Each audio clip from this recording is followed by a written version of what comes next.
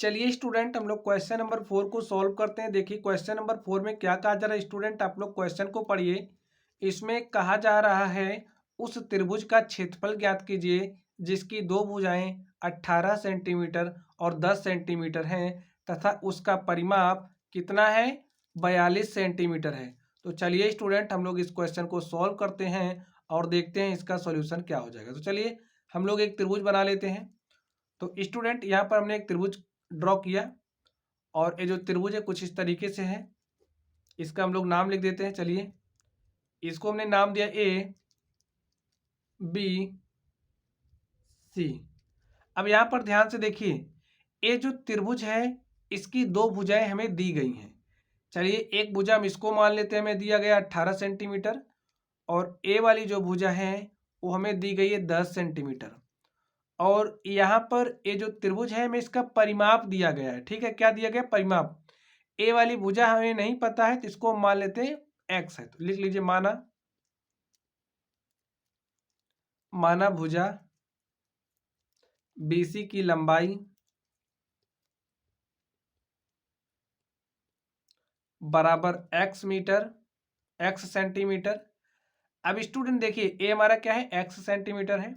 जो हमारा A B है इसको हम क्या ले ले रहे हैं, ए ले रहे हैं। ठीक है, ए। और जो हमारी भुजा ए बी है, भुजा ए बी की लंबाई, इसकी लंबाई को हम बी मान ले रहे हैं और बी इज इक्वल टू हमारा कितना है, 18 सेंटीमीटर है। और जो हमारी भुजा एसी है, भुजा एसी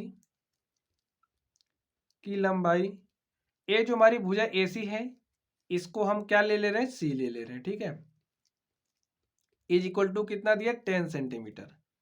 चलिए अब हमें आगे क्या दिया है, ये जो त्रिभुज है हमें इस त्रिभुज का परिमाप दिया है। तो परिमाप हमारा होता क्या, आप लोग इसको समझिए। ये जो त्रिभुज दिया गया है इसकी जो तीनों भुजाएं हैं, तीनों भुजाओं का योग हम लोग ले लेंगे तो हमें परिमाप मिल जाएगा। ठीक है, तो देखिए पहली भुजा हमारी ए हो गई एक्स, तो एक्स आप लिखिए। दूसरी भुजा है 10 और तीसरी भुजा है 18। अब परिमाप कितना दिया, 42 दिया है, तो 42 यहाँ पर आप राइट कर लीजिए। और 18 में 10 जोड़ेंगे क्या हो जाएगा, 28। 28 प्लस में एक्स, इस 28 को स्टूडेंट आप लोग इस तरफ भेज दीजिए। तो हमने 28 को उस तरफ भेजा तो क्या हो जाएगा, 42 माइनस 28। अब आप 42 में से 28 घटा दीजिए। 12 में से 8 घटाएंगे तो 4 आ जाएगा और यहाँ पर बचा 3, 3 में से 1 गया, 3 में से 2 गया 1। तो x इज इक्वल टू हमारे पास कितना आ गया, 14 सेंटीमीटर। यानी कि यहाँ पर ये जो साइड है, इस साइड की जो लंबाई है वो हमारे पास कितना आ गया, 14 सेंटीमीटर। तो स्टूडेंट हमें इसका क्षेत्रफल निकालना है।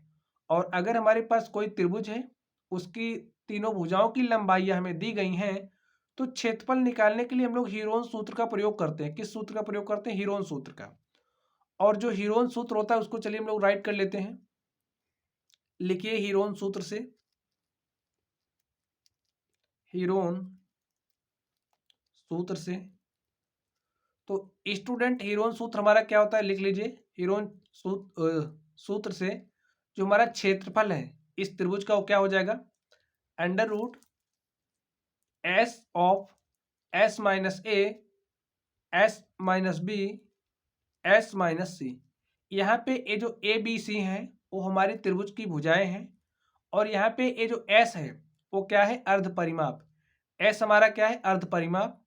तो हम लोग एस की वैल्यू निकाल लेते हैं। तो यहाँ पे हमें परिमाप दिया है, परिमाप दिया है और इसका हम लोग आधा कर देंगे तो हमें अर्ध परिमाप मिल जाएगा। ठीक है, तो एस इज इक्वल टू हमारे पास 21। तो वैल्यूज आप रख दीजिए।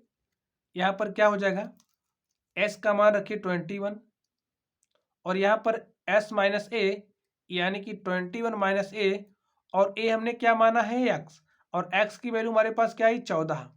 तो यहाँ पर आप 14 राइट कर दीजिए। यहाँ पर हो जाएगा एस माइनस बी। एस का वैल्यू 21 है, माइनस लिखिए। और बी का वैल्यू देखिए कितना, 18 है। तो यहाँ पर हमने 18 राइट किया। एस का वैल्यू में रखना है 21 माइनस सी। और सी का वैल्यू देखिए कितना है, 10 है। तो यहाँ पर हमने 10 राइट कर दिया। चलिए हम लोग इसको सॉल्व कर लेते हैं और देखते हैं। हमारे पास क्या आता है, इसको सॉल्व कर लीजिए स्टूडेंट, हमें क्षेत्रफल मिल जाएगा। तो यहाँ पर आप 21 राइट कर दीजिए और 21 में से 14 घटाएंगे तो कितना हो जाएगा 7। अब यहाँ पर देखिए 21 माइनस 18 कितना आ जाएगा 3। और यहाँ पर देखिए 21 में से 10 घटाएंगे तो हमारे पास क्या आ जाएगा 11। इतना बात समझ गए स्टूडेंट आप लोग।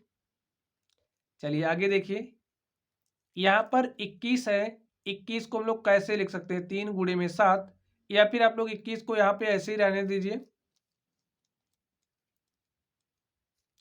यहाँ पर आप 21 को वैसे ही रहने दीजिए और यहाँ पर देखिए 7 गुणे 3 करेंगे कितना हो जाएगा 21, और यहाँ पे गुना में 11 बराबर देखिए क्या हो जाएगा अंडर रूट। देखिए यहाँ पर भी 21 है, यहाँ पर भी 21 हो, तो 21 गुणे 21, 21 का स्क्वायर, वर्गमूल ले लेंगे तो 21 हमारा बाहर आ जाएगा और यहाँ पर क्या बचेगा अंडर रूट में 11।